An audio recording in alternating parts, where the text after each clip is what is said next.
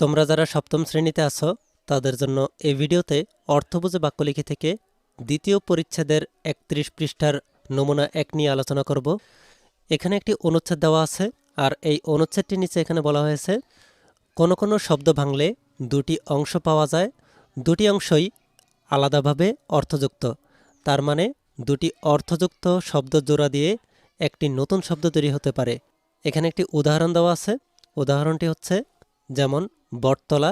এখানে বট আর তলা দুটি অংশে অর্থযুক্ত। উপরের লেখাটি থেকে এরকম শব্দ খুঁজে বের করো এবং নিচের ছকে লেখো। এখানে আমরা এই অনুচ্ছেদটি থেকে এমন শব্দ খুঁজে বের করব যে শব্দগুলোকে ভাঙলে দুটি অংশ পাওয়া যায় এবং দুটি অংশই অর্থযুক্ত।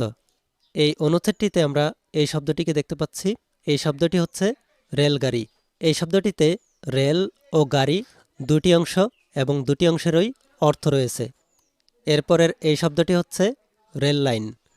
এই শব্দটিতেও রেল ও লাইন দুটি অংশ এবং দুটি অংশেরই অর্থ রয়েছে।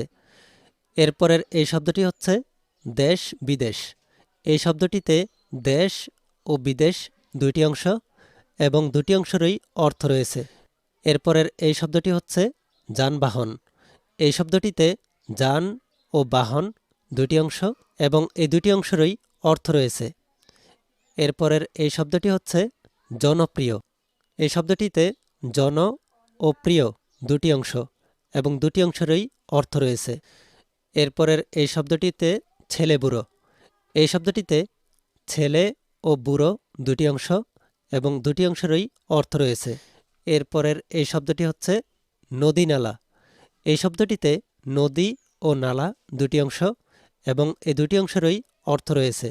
এরপরের এই শব্দটি হচ্ছে কুঁড়ে ঘর। এই শব্দটিতে কুঁড়ে ও ঘর দুইটি অংশ এবং এই দুটি অংশেরই অর্থ রয়েছে। এরপরের এই শব্দটি হচ্ছে ধান ক্ষেত। এই শব্দটিতে ধান ও ক্ষেত দুইটি অংশ এবং দুটি অংশেরই অর্থ রয়েছে। এরপরের এই শব্দটি হচ্ছে নীলাকাশ। এই শব্দটিতে নীল ও আকাশ দুইটি অংশ এবং এই দুটি অংশেরই অর্থ রয়েছে। এরপরের এই শব্দটি হচ্ছে ডিম সিদ্ধ। এই শব্দটিতে ডিম ও সিদ্ধ দুইটি অংশ এবং এই দুটি অংশেরই অর্থ রয়েছে। এরপরের এই শব্দটি হচ্ছে ঝালমুড়ি। এই শব্দটিতে ঝাল ও মুড়ি দুইটি অংশ এবং এই দুটি অংশেরই অর্থ রয়েছে। এরপরের এই শব্দটি হচ্ছে পত্রপত্রিকা। এই শব্দটিতে পত্র ও পত্রিকা দুটি অংশ, এই দুটি অংশেরই অর্থ রয়েছে। এরপরের এই শব্দটি হচ্ছে একতারা। এই শব্দটিতে এক ও তারা দুটি অংশ, এই দুটি অংশেরই অর্থ রয়েছে। এরপরের এই শব্দটি হচ্ছে পল্লীগীতি।